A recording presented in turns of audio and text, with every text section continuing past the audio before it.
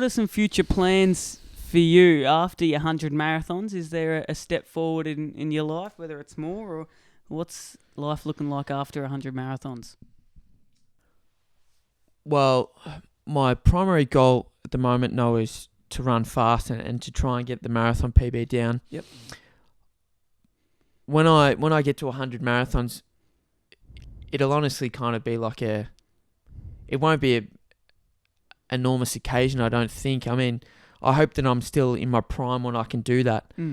And if it's when I'm 30, that would be great, because it's nowadays runners are getting better older, like at older ages. If you look at, the Australian women's marathon team, they've got a couple of 40 plus year olds, so that gives me a lot of hope. Yeah, and Eliud Kipchoge, the best, he's certainly getting on now at his age, isn't he? High 30s? Yeah.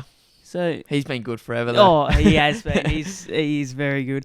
I don't know, it's still a while away, your 100th marathon, but do you have a slight plan of how you're going to prepare for it, where you're going to do it, what's the occasion going to look like? Because it is a big milestone. Or even your 50th marathon. Do you have any plans for them?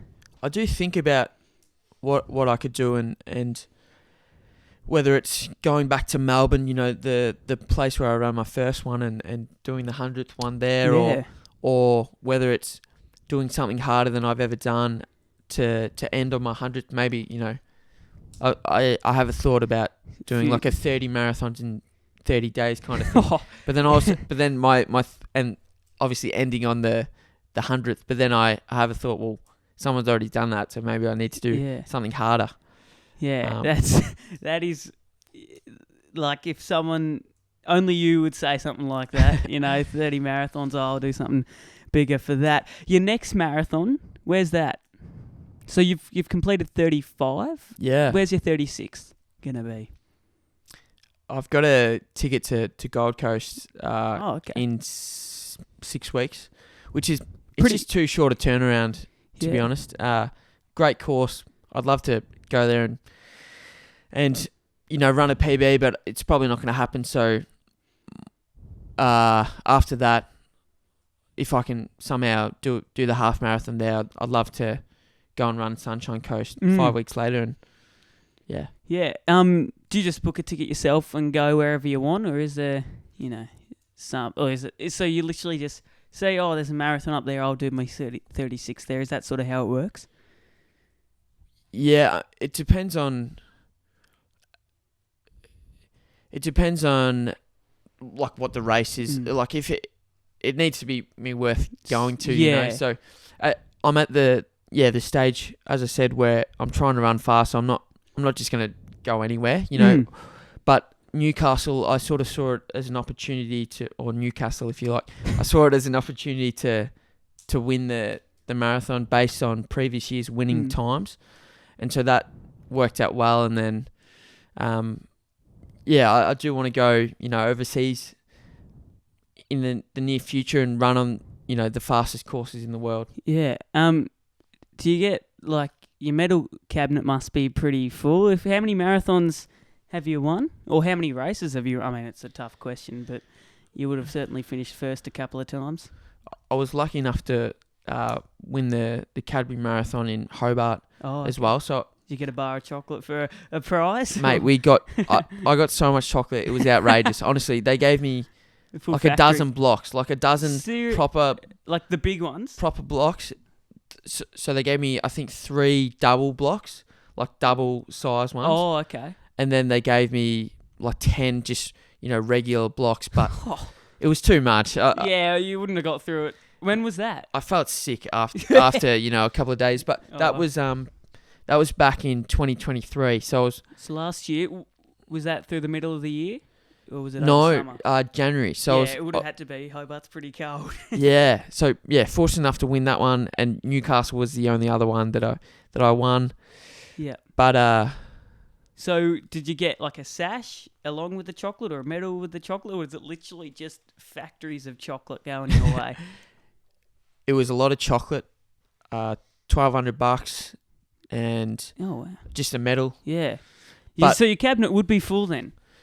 It is full, but tell you what, Not full enough for your standards. Well, the thing is, I'm not overly materialistic, Noah. So I kind of don't really want to have these medals anymore. Like they honestly don't really mean that much to me. So you don't tell the owner of the marathon.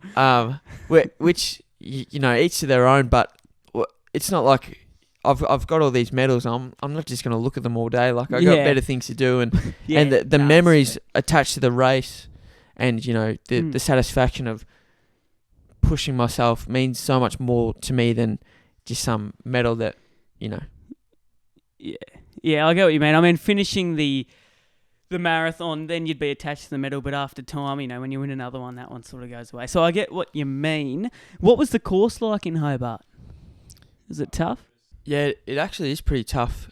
It's quite exposed to the wind, and I ran the whole race solo, so no one to hide behind. And then the last K, you have to run up the hill to the chocolate factory, and you see the chocolate factory. It actually finishes there, which is pretty cool. That is cool. The good thing though was that I knew that hill was coming from running the course previously, and so I was able to sort of run up that hill and take out the win. So it was a hilly course as well. I haven't been to Tassie, so I don't really know the landscape of the state, but it was pretty hilly, more than flat, would you say?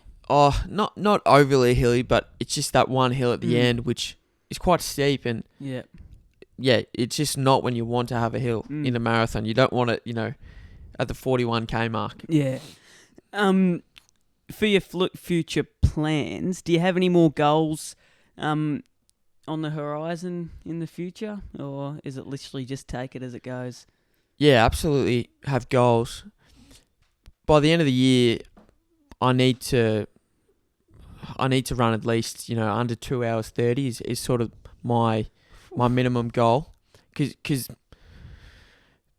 to run a time that reflects my half marathon, I should be sort of running that kind of time. Now it doesn't always work out where you run a half and then it translates perfectly, but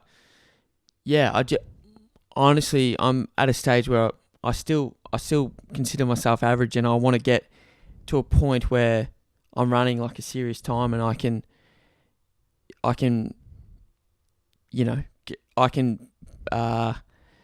be in the elite field at any run in Australia. But to get into that sort of territory, you got to be like a 220 guy.